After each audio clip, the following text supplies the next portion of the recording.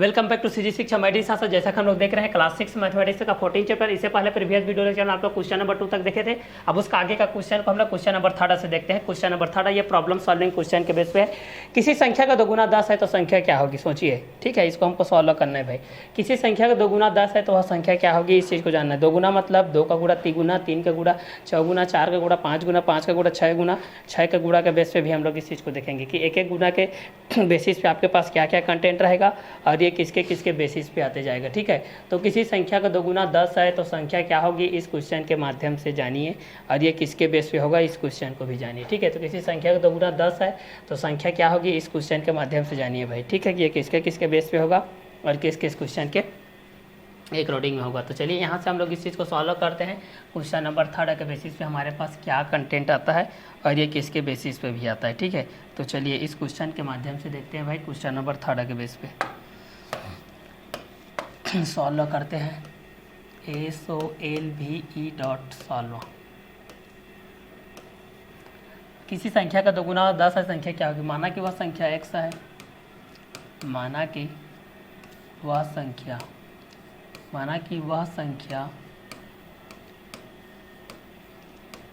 x है, माना कि वह संख्या x है, तब प्रश्नानुसार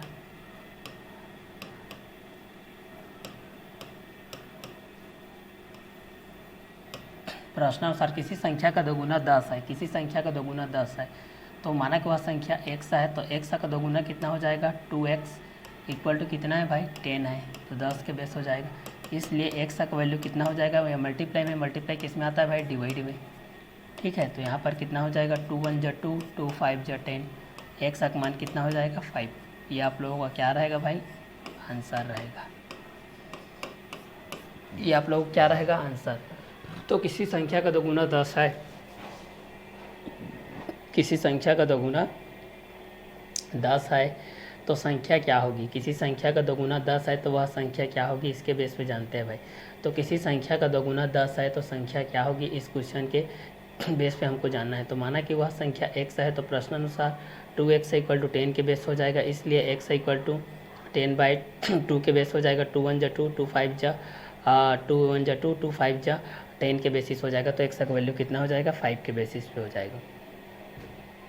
x का वैल्यू किसके बेस हो जाएगा भाई, 5 के बेसिस पे हो जाएगा। तो x का वैल्यू 5 के बेसिस पे भी हम लोग इस चीज़ को जान सकते हैं कि ये किसके अकॉर्डिंग में रहेगा। तो किसी संख्या का दोगुना 10 है, वह संख्या क्या होगी, इस क्वेश्चन के माध्यम से हम लोग जान सकते हैं। तो माना कि वह संख्या x है, इसलिए प्रश्नानुसार 2x इक्वल टू 10 हो जाएगा। x का वैल्यू हो जाएगा 10/2, तो 2 1 जा 2, 2 5 जा 10 के बेसिस हो जाएगा। तो x इक्वल हो जाएगा 5 के बेसिस हो जाएगा। यहाँ पर ये आंसर हो जाएगा। तो अतः वह संख्या क्या होगी, 5 होगी। तो यहाँ पर लास्ट में लिखिएगा अतः वह संख्या 5 होगी। क्लियर, अतः वह संख्या कितनी होगी, 5 होगी। क्लियर, तो चलिए अतः वह संख्या 5 होगी। तो 3rd नंबर के बेस पे भी हम लोग इस चीज़ को जान सकते हैं भाई कि ये किसके अकॉर्डिंग में रहेगा और किसके बेसिस में भी रहेगा। ठीक है, तो चलिए इस क्वेश्चन के माध्यम से भी हम लोग इस चीज़ को आसानी से क्या कर सकते हैं, सॉल्व आउट कर सकते हैं भाई। ठीक है, कि ये दोनों किसके बेसिस पे रहेगा और किस किस क्वेश्चन के अकॉर्डिंग में भी रहेगा। तो इस क्वेश्चन के माध्यम से भी आप लोग इस चीज़ को आसानी से क्या कर सकते हैं, सॉल्व आउट कर सकते हैं भाई। ठीक है, कि ये दोनों किसके किसके बेस पे रहेगा और किस किस क्वेश्चन के अकॉर्डिंग में भी रहेगा। तो इस क्वेश्चन के माध्यम से भी आप लोग इस चीज़ को आसानी से क्या कर सकते हैं, सॉल्व आउट कर सकते हैं भाई। तो किसी संख्या का दोगुना 10 है, संख्या क्या होगी। तो माना कि वह संख्या x है, तो प्रश्नानुसार 2x equal to 10, x equal to 10/2 equal to 5, x equal to 5 के बेसिस हो जाएगा। अतः वह संख्या 5 होगी। तो किसी संख्या का दोगुना 10 है तो संख्या क्या होगी। माना कि वह संख्या x है, तो प्रश्नानुसार 2x इक्वल टू 10, इसलिए x इक्वल टू हो जाएगा 10/2, इसलिए 2 1 जा 2, 2 5 जा 10 के बेसिस हो जाएगा। x इक्वल टू 5 ये आंसर के बेस हो जाएगा। अतः वह संख्या कितनी होगी, 5 होगी। अतः वह संख्या कितनी होगी, 5 होगी। तो ये 5 के बेसिस पे आप लोग पास ये हो जाएगा भाई। ठीक है, तो ये क्वेश्चन नंबर 3 के बेस हो जाएगा। जब आपके पास ये क्वेश्चन दिया गया है कि किसी संख्या का दोगुना 10 है तो संख्या क्या होगी, तो इस क्वेश्चन के बेस पे आप लोग इस चीज़ को सॉल्व कर सकते हैं। नेक्स्ट क्वेश्चन देखते हैं भाई, क्वेश्चन नंबर 4 के बेस पे देखते हैं, किसी संख्या के दोगुने में 35 जोड़ा जाए तब 85 प्राप्त होती है, वह संख्या क्या होगी। क्वेश्चन में बोला जा रहा है, देखिए क्वेश्चन नंबर 4, किसी संख्या के दोगुने में 35 जोड़ा जाए तब वह 85 प्राप्त होता है, तो वह संख्या क्या होगी। क्वेश्चन में ही छुपा रहा था आंसर। देखिए किसी संख्या के, माना कि वह संख्या x है, माना कि वह संख्या x है, बस मानने वाला काम चलना है भाई, ठीक है। तो क्वेश्चन के अकॉर्डिंग में भी आप लोग इसको सॉल्व करते जाना है। तो सॉल्व कर लेते हैं, SOLVE.SOLVE, ठीक है। किसी संख्या के दुगुने में 35 जोड़ा जाए तब 85 प्राप्त होता है, वह संख्या क्या होगी। तो माना कि वह संख्या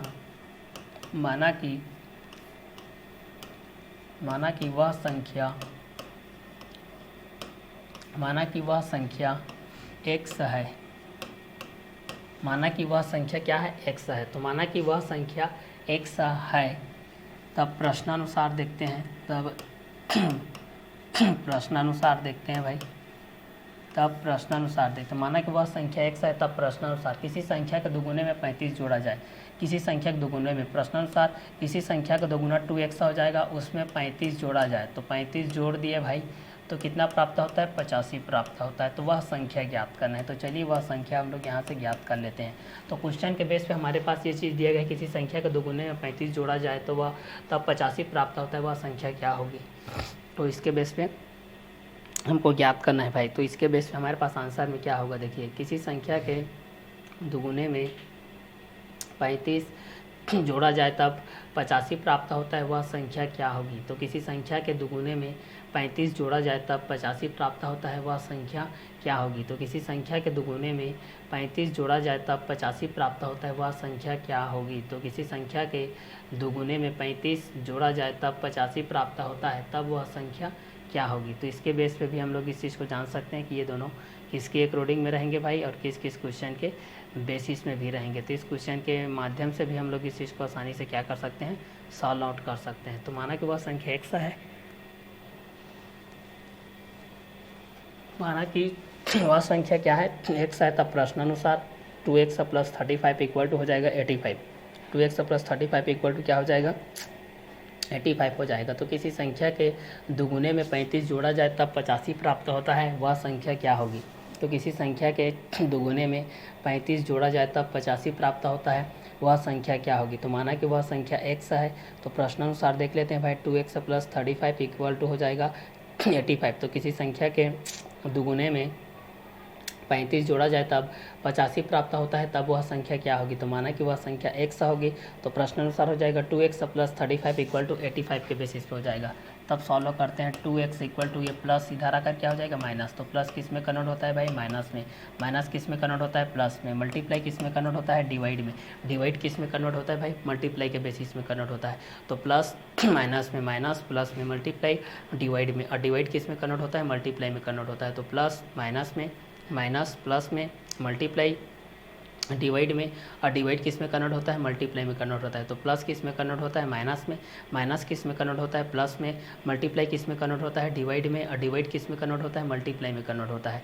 तो प्लस माइनस के बेसिस पे होता है माइनस, प्लस के बेस पे होता है मल्टीप्लाई, डिवाइड के बेस पे होता है डिवाइड, मल्टीप्लाई के बेस पे होता है। तो प्लस को माइनस के बेस पे कन्वर्ट करते हैं, माइनस को प्लस के बेस पे कन्वर्ट करते हैं, मल्टीप्लाई डिवाइड के बेस पे होता है, और डिवाइड मल्टीप्लाई के बेसिस होता है। तो माना कि वह संख्या x है, तो प्रश्नानुसार 2x + 35 इक्वल टू 85 के बेसिस हो जाएगा, 2x इक्वल टू 85 माइनस 35 के बेसिस हो जाएगा। तो यहाँ पर हो जाएगा 2x इक्वल टू हो जाएगा 85 माइनस 35 इक्वल टू ये हो जाएगा 0, 5 5 0, 5 में 3 जाएगा तो कितना बचेगा भाई, 8 में 3 जाएगा तो 5 बचेगा। क्लियर। चलिए यहाँ से देखते हैं, इसलिए x का वैल्यू कितना हो जाएगा, 50 हो जाएगा 2, कितना हो जाएगा भाई, 50 हो जाएगा 2। यहाँ से कट अप कर लेते हैं, तो x का वैल्यू कितना हो जाएगा, 2 1 जा 2 2 जा 1 कैरी 2 5 जा, x का वैल्यू कितना हो जाएगा 25। ये x का वैल्यू कितना आ गया भाई 25। अतः वह संख्या कितनी होगी, 25 होगी। अतः वह संख्या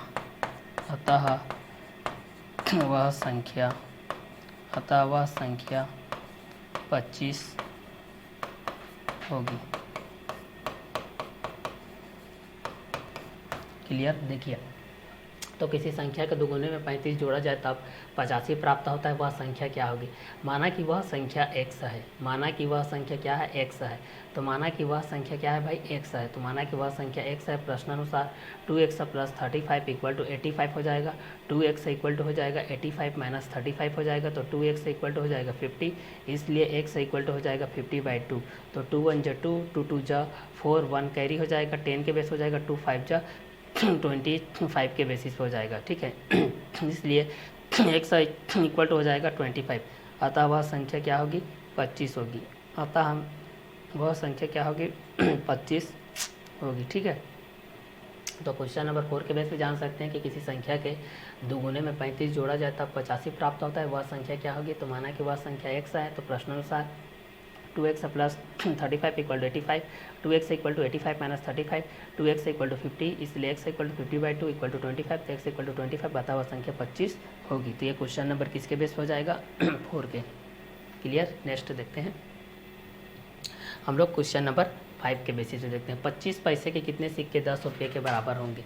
25 पैसे के कितने सिक्के 10 रुपये के बराबर होंगे भाई, ठीक है।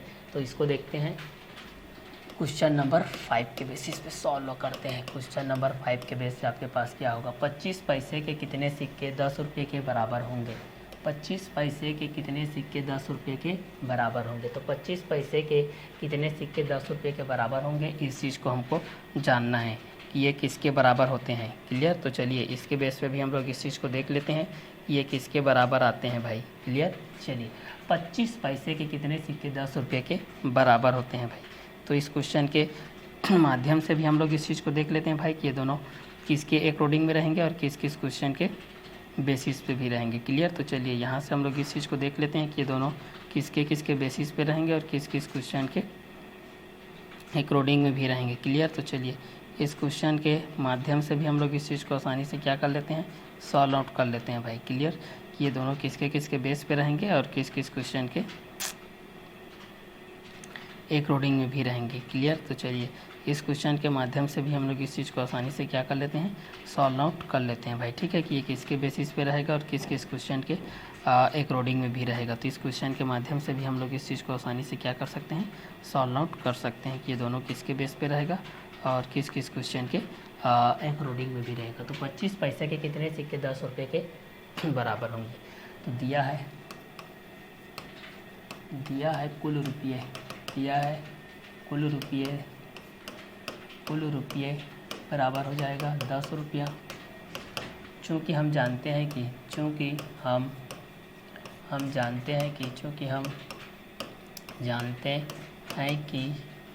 1 रुपया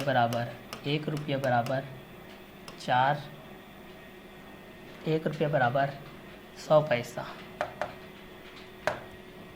1 रुपया बराबर होता है 100 पैसा, 100 पैसे। चूँकि हम जानते हैं कि 1 रुपये बराबर 100 पैसे, ठीक है। और 1 रुपया बराबर हो जाएगा 100 पैसे मतलब 25 गुणी 4 पैसे, ठीक है। मतलब यहाँ पर हो जाएगा 25 पैसे के 4 पैसे होता है 1 रुपये बराबर। इसलिए 10 रुपये बराबर हो जाएगा 25 के 4 पैसे होते हैं, तो 10 रुपये में कितना हो जाएगा, 10 गुणित कितना हो जाएगा, 4 हो जाएगा, ठीक है। तो 1 रुपये में कितने होते हैं, 4 पैसे होते हैं। 25 गुणित 4 पैसे के बराबर होता है ये, और 10 रुपये हो जाएगा 10 गुणित 4, तो 10 रुपये बराबर हो जाएगा आप लोगों का 40, ठीक है। तो 40 हो जाएगा, 40 पैसे हो जाएगा। तो यहाँ पर जाएगा 25 गुणित 40 के बेस पे ये हो जाएगा। क्लियर। तो चलिए इस क्वेश्चन के माध्यम से भी हम लोग इस चीज़ को जान सकते हैं। अतः 10 रुपये में 25 पैसे के 40 सिक्के रहेंगे, 40 सिक्के होंगे। कितने सिक्के होंगे भाई, 40 सिक्के होंगे। क्लियर। तो तो क्वेश्चन नंबर 5 के बेसिस पे भी आप लोग इस चीज़ को जान सकते हैं 25 पैसे के कितने सिक्के 10 रुपये के बराबर होते हैं। तो इस क्वेश्चन के माध्यम से भी आप लोग इस चीज़ को जान सकते हैं कि 25 पैसे के कितने सिक्के 10 रुपये के बराबर होंगे। तो दिया है कुल रुपये 10 रुपये के वैसे, चूँकि हम जानते हैं कि 10 रुपये बराबर 100 पैसे, 1 रुपये बराबर 25 गुड़ी 4 पैसे, 10 रुपये बराबर 10 गुड़ी 4, 10 रुपये बराबर 25 गुड़ी 40 पैसे, अतः 10 रुपये 25 पैसे के 40 सिक्के होंगे। तो ये क्वेश्चन नंबर 5 के बेस पे हो जाएगा। नेक्स्ट क्वेश्चन देखते हैं भाई, क्वेश्चन नंबर हम लोग 6 के बेस पे देखते हैं। क्वेश्चन नंबर 6, किसी संख्या के आधे में से यदि 4 घटाएं तब 6 प्राप्त होता है, संख्या क्या होगी। क्वेश्चन नंबर 6, क्वेश्चन नंबर 6 के माध्यम से हम लोग इस चीज़ को क्लियर करते हैं। देखिए क्वेश्चन नंबर 6, किसी संख्या के आधे में से यदि 4 घटाएं तब 6 प्राप्त होता है, संख्या क्या होगी। तो चलिए इस चीज़ को हम लोग यहाँ से सॉल्व कर लेते हैं। माना कि वह संख्या x है, माना कि वह संख्या क्या है, x है। तो माना कि वह संख्या x है, माना कि वह संख्या क्या है भाई, x है। तो माना कि वह संख्या क्या है, x है। तो माना कि वह संख्या x है, तब प्रश्नानुसार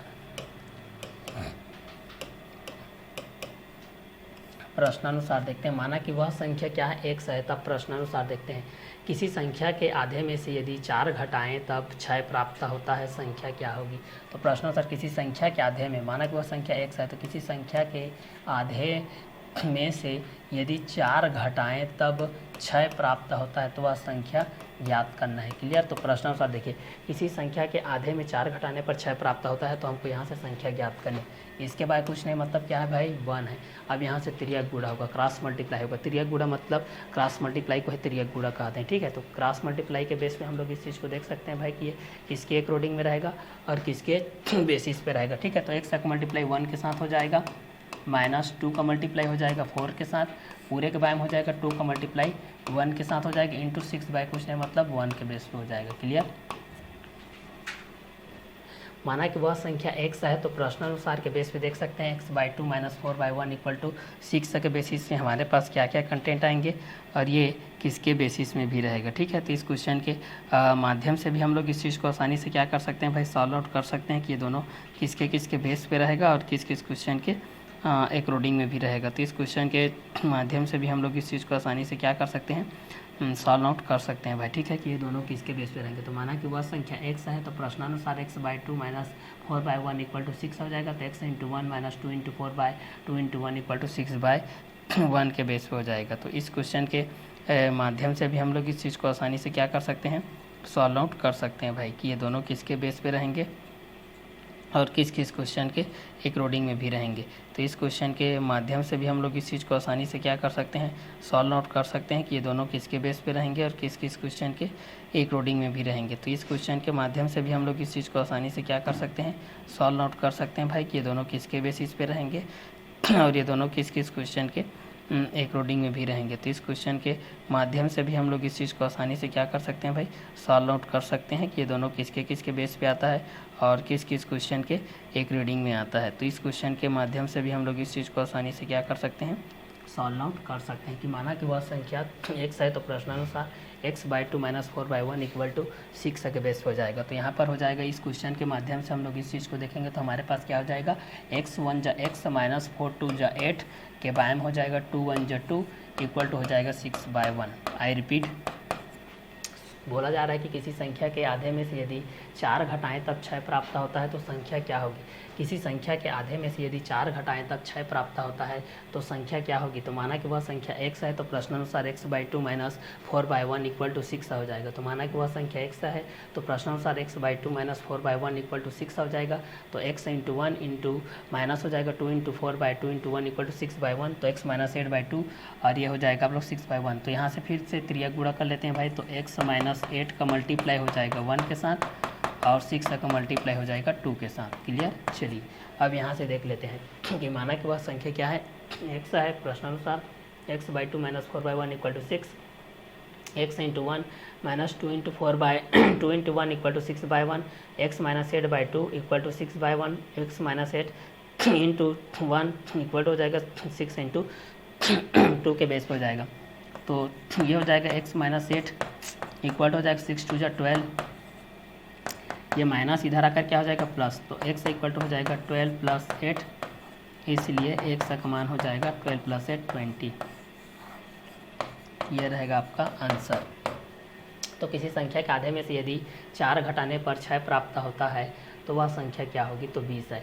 तो 20 का आधे में हम लोग 10 में 4 घटाते हैं 6 प्राप्त हो जाएगा। तो यहाँ से आप लोग इस चीज़ को प्राप्त कर सकते हैं भाई, ठीक है। तो माना वह संख्या x है, प्रश्नानुसार x/2 - 4/1 = 6, x × 1 × -2 × 4/2 × 1 = 6/1, x - 8/2 = 6/1, x - 8 × 1 = 6 × 2, x - 8 = 12, x = 12 + 8, x = 20 के बेस हो जाएगी, आप लोग आंसर के बेस हो जाएगा। चलिए नेक्स्ट क्वेश्चन देखते हैं भाई। क्वेश्चन नंबर हम लोग 7 के बेसिस पे देखते हैं। उमा के पास कुछ मीटर कपड़ा है, उसमें से 2-2 मीटर कपड़े के वह 4 पर्दे बना देती है। उसके बाद भी उसके पास 5 मीटर कपड़े बचे रहते हैं, तब प्रारंभ में उसके पास कितने मीटर कपड़े थे, इस चीज़ को बताना है भाई हम लोगों को। चलिए तो बताते हैं भाई। तो इस क्वेश्चन के माध्यम से देखते हैं। उमा के पास माना कि 100 मीटर कपड़ा है, उसमें से 2-2 मीटर के कपड़े वह 4 पर्दे में बना देती है। तो वह 2-2 मीटर के, तो 2 मीटर के, ठीक है। तो 2x × 2x, ठीक है। तो 2-2 मीटर के कपड़े के वह 4 पर्दे बना देते हैं। उसके बाद उसके पास 5 मीटर कपड़े बच जाते हैं, तब प्रारंभ में उसके पास कितने मीटर कपड़े थे, इस चीज़ को हमको जानना है भाई। तो चलिए क्वेश्चन नंबर 7 के बेस पे हम लोग इस चीज़ को सॉल्व आउट करते हैं भाई। SOLVE it's given that Uma के पास कुछ मीटर कपड़ा है, उसमें से 2-2 मीटर कपड़े के वह 4 पर्दे बना देती है। उसके बाद भी उसके पास 5 मीटर कपड़े बचे रहते हैं, तब प्रारंभ में उसके पास कितने मीटर कपड़े थे। तो माना कि उसके पास 100 कपड़े थे, माना कि उसके पास, माना कि उमा के पास ना नाम है तो नाम लिख देते हैं भाई। माना कि उमा के पास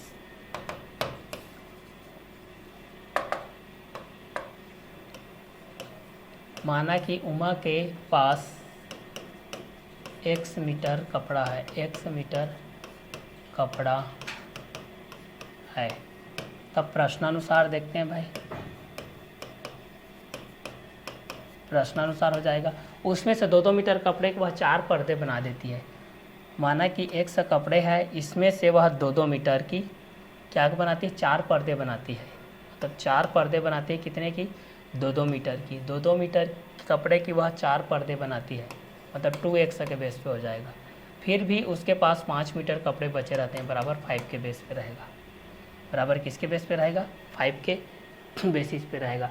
तो उमा के पास कुछ मीटर कपड़ा, माना कि 100 मीटर कपड़ा है, उसमें से वह 2-2 मीटर के कपड़े की वह 4 पर्दे बना देती है। 4 पर्दे बनाती है भाई। कितना पर्दे बनाती है, 4 पर्दे बनाती है, 2-2 मीटर की 4 पर्दे बनाती है। तो यहाँ पर यह हो जाएगा, ठीक है। तो 100 के बेस हो जाएगा, तो 100 के बेस हो जाएगा, माइनस हो जाएगा कितना, 2-2 मीटर के वह 4 कपड़े बनाती है, तो 2x × 4 के बेस पे हो जाएगा। क्लियर। और इक्वल टू कितना हो जाएगा भाई, फिर बनाती है, उसके बाद भी उसके पास 5 मीटर कपड़े बचे रहते हैं, तब प्रारंभ में उसके पास कितने मीटर कपड़े थे, इस चीज़ को आपको जानना है भाई। क्लियर। तो चलिए इस चीज़ के माध्यम से हम लोग इस चीज़ को जानते हैं कि ये दोनों के बेसिस पे क्या क्या कंटेंट होगा, और किसके किसके बेसिस पे हो जाएगा। क्लियर। तो इस क्वेश्चन के माध्यम से भी हम लोग इस चीज़ को आसानी से क्या कर सकते हैं, क्लियर कर सकते हैं भाई कि ये दोनों किसके किसके बेस पे रहेगा और किस किस क्वेश्चन के अकॉर्डिंग में भी रहेगा। क्लियर। तो इस क्वेश्चन के माध्यम से भी हम लोग इस चीज़ को आसानी से क्या कर सकते हैं, क्लियर कर सकते हैं। जैसे देख रहे थे हम लोग कि उमा के पास कुछ मीटर कपड़ा है, उसमें से 2-2 मीटर कपड़े को वह 4 पर्दे बना देती है। उसके बाद उसके पास 5 मीटर कपड़ा बचे रहते हैं, तब प्रारंभ में उसके पास कितने मीटर कपड़े थे, इस चीज़ को हमको जानना है। ठीक है। तो हम लोग यहाँ से मान लेते हैं भाई कि माना कि उमा के पास 100 मीटर कपड़ा है। माना कि उमा के पास कितने मीटर कपड़े हैं, 100 मीटर कपड़े हैं। माना कि उमा के पास कितने मीटर कपड़े हैं भाई, 100 मीटर कपड़े हैं। तो यहाँ से हम लोग इस चीज़ को देखते हैं कि उमा के पास कुछ मीटर कपड़ा है, उसमें से 2-2 मीटर कपड़े को वह 4 पर्दे बना देती है। तो इस कंटेंट के अकॉर्डिंग में भी हम लोग इस चीज़ को देख लेते हैं कि ये दोनों किसके किसके बेस पे आता है भाई, और किस किस क्वेश्चन के अकॉर्डिंग में भी रहता है। ठीक है। तो उमा के बेसिस पे आप लोग इस चीज़ को जान सकते हैं कि उमा के पास कुछ मीटर कपड़ा है, जिसको किसी को नहीं पता है, लेकिन उसमें से एक कंडीशन है कि उसमें से 2-2 मीटर कपड़े के वह 4 पर्दे बना देती है। उसके बाद भी उसके पास 5 मीटर कपड़े बचे रहते हैं, तब प्रारंभ में उसके पास कितने मीटर कपड़े थे, इस चीज़ को जानना है। तो प्रारंभ में उसके पास कितने मीटर कपड़े थे, इस कंटेंट के बेस पे उसको जानना है भाई, ठीक है। तो इस क्वेश्चन के बेस पे भी हम लोग इस चीज़ को देख लेते हैं कि उमा के पास कुछ मीटर कपड़ा है, उसमें से 2-2 मीटर कपड़े के वह 4 पर्दे बना देती है, उसके बाद उसके पास 5 मीटर कपड़े बचे रहते हैं, तब प्रारंभ में उसके पास कितने मीटर कपड़े थे। माना कि उमा के पास 100 मीटर कपड़ा है, तो प्रश्नानुसार 2-2 मीटर के कपड़े के वह 4 पर्दे बनाती है, तो पर्दे बनाती है 2-2 मीटर के वह 4, ठीक है। तो 4 दुनिया कितना हो जाएगा, 8 मीटर हो जाएगा। चूँकि उमा के पास कुछ मीटर कपड़ा है, उसमें से 2-2 मीटर की, तो यहाँ पर 2-2, माना कि उमा के पास 100 मीटर कपड़ा है, 2-2 मीटर की, तो 4 कपड़ा तो कितना हो गया, 8। फिर भी उसके पास कितने बच जाते हैं भाई, 5 मीटर बच जाते हैं, तो 5 के बेस भी हो जाएगा। क्लियर। तो प्रश्नानुसार हम लोग इस चीज़ को जान सकते हैं। तो यहाँ पर x का मान कितना आ जाएगा, -8, इधर आकर के क्या हो जाएगा, +8, तो 5 + 8 हो जाएगा। क्लियर। तो यहाँ से हो जाएगा x का मान 8, 5, 13, ये आप लोग का आंसर रहेगा। अतः उमा के पास प्रारंभ में